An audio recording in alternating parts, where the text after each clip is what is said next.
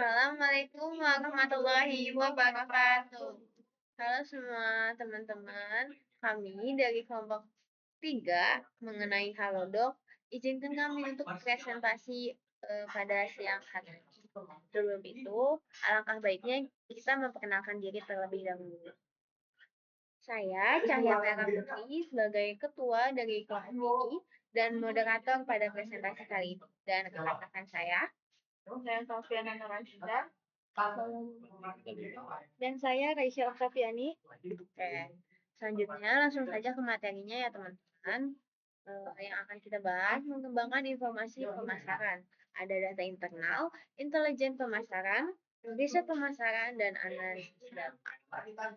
Mengenai data internal, Halodoc ada aplikasi layanan kesehatan digital yang menyediakan berbagai layanan seperti konsultasi dokter secara online, pembelian obat, dan pengaturan jadwal pemeriksaan.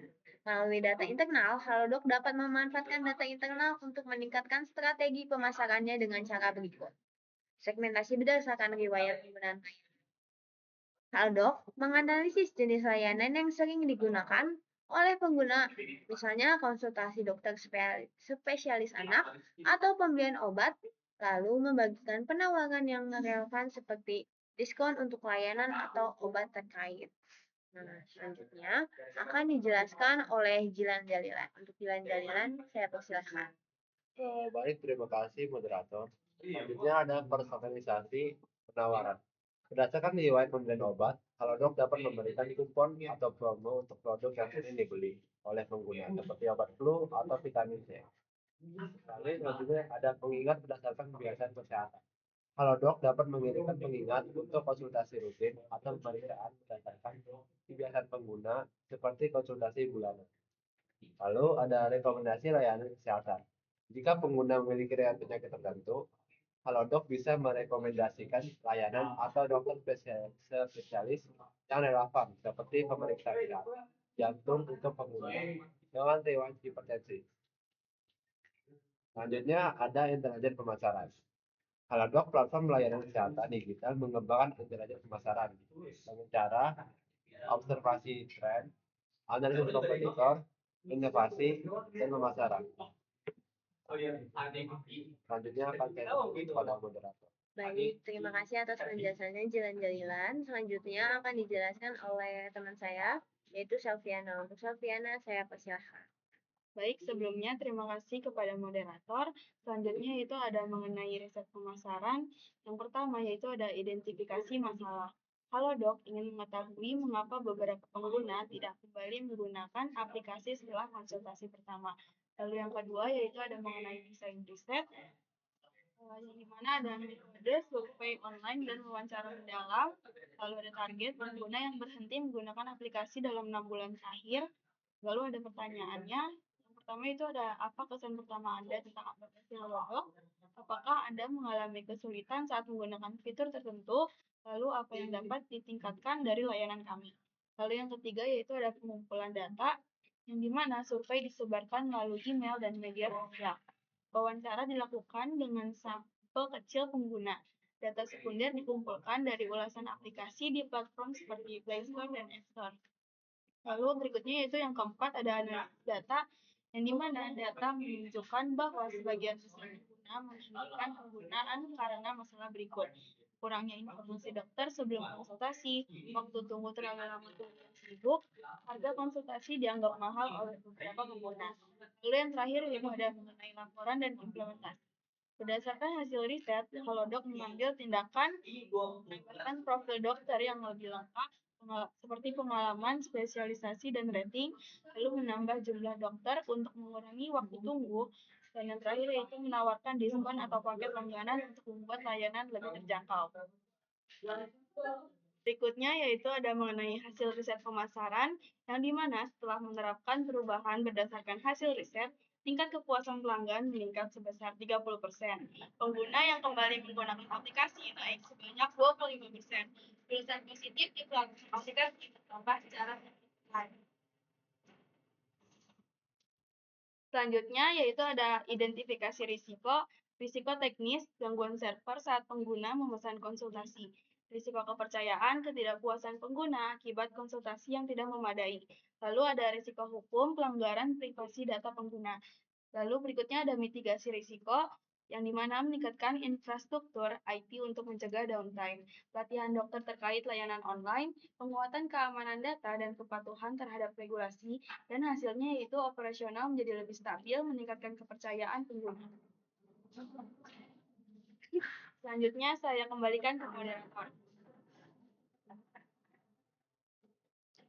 Oke, baik. Terima kasih atas penjelasannya, Selviana. Selanjutnya akan dijelaskan oleh Kaisa. Untuk Kaisa, saya persilakan. Oke, sebelumnya terima kasih banyak kepada moderator. Selanjutnya ada Customer Relationship Management atau CRM. Yang pertama ada Customer Purchase. Itu tuh Halodoc melacak setiap pembelian layanan atau produk kesehatan yang dilakukan oleh pelanggan, seperti konsultasi dokter, pembelian obat, atau paket kesehatan. Informasi ini digunakan untuk memahami pola konsumsi pelanggan, memberikan rekomendasi personalisasi, serta menawarkan promosi yang relevan dengan kebutuhan kesehatan mereka. Yang kedua ada sales force contacts, itu interaksi yang terjadi antara tim penjualan Halodoc dengan mitra strategis seperti apotik, rumah sakit, atau klinik kesehatan, bertujuan untuk membangun hubungan yang baik. Data dari kontak ini membantu memastikan kelancaran kerjasama seperti ketersediaan obat atau pelaksanaan program bersama. Selanjutnya ada service and support calls. Itu ketika pelanggan menghubungi Halodoc melalui panggilan atau fitur chat untuk menyampaikan keluhan, menanyakan informasi, atau meminta bantuan. Semua interaksi ini dicatat. Tujuannya adalah untuk memberikan solusi secara cepat dan profesional, meningkatkan kepuasan pelanggan, serta menganalisis pola keluhan untuk perbaikan layanan di masa mendatang. Yang keempat ada website visit. Itu aktivitas pelanggan saat mengunjungi situs web Halodoc, seperti membaca artikel kesehatan, mencari informasi layanan, atau mengklik promosi tertentu. Dianalisis untuk memahami minat pelanggan. Data ini digunakan untuk meningkatkan pengalaman pengguna, menawarkan konten yang relevan, dan mempermudah akses informasi kesehatan. Selanjutnya yang kelima ada satisfaction survey. Itu survei kepuasan dilakukan untuk mengukur sejauh mana layanan Halodoc memenuhi harapan pelanggan. Feedback yang diperoleh seperti skor kepuasan atau komentar terkait pengalaman mereka digunakan untuk mengevaluasi dan meningkatkan kualitas layanan baik dalam aplikasi maupun interaksi langsung. Yang keenam ada credit and payment interaction. Halodoc mencatat semua interaksi yang terkait dengan pembayaran, seperti penggunaan e-wallet, kartu kredit, atau mode lainnya. Proses ini memastikan bahwa transaksi berjalan dengan mudah, cepat, dan aman. Selain itu, riwayat pembayaran juga digunakan untuk memberikan penawaran khusus kepada pelanggan yang setia. Nah, yang terakhir, yang ketujuh itu ada research studies. Halodoc melibatkan pelanggan dalam berbagai penelitian kesehatan, seperti survei terkait penyakit tertentu atau partisipasi dalam studi klinis. Data yang diperoleh dari penelitian ini membantu Halodoc mengembangkan produk dan layanan yang lebih inovatif berbasis pada kebutuhan nyata masyarakat. Terima kasih, selanjutnya saya kembalikan ke moderator. Baik. Terima kasih atas penjelasannya kepada Kaisa. Selanjutnya adalah selanjutnya sih. Baik, terima kasih atas penjelasannya Kaisa. Cukup sekian presentasi dari kami. Kurang lebihnya mohon maaf. Wassalamualaikum warahmatullahi wabarakatuh.